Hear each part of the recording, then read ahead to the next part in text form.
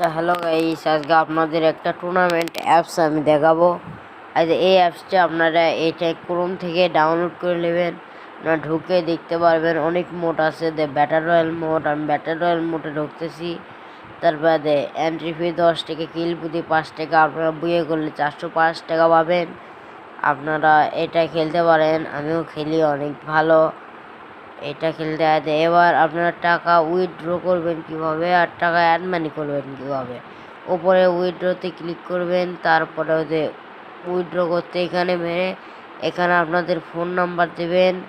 তারপরে কত টাকা উইথড্র করতে চান, 100 টাকার নিচে হবে না। আমি এমনি বলতে বলে একটা নাম্বার দিলাম, 100 টাকার নিচে কিন্তু হবে না। তারপরে এখানে উইথড্রতে মারবেন।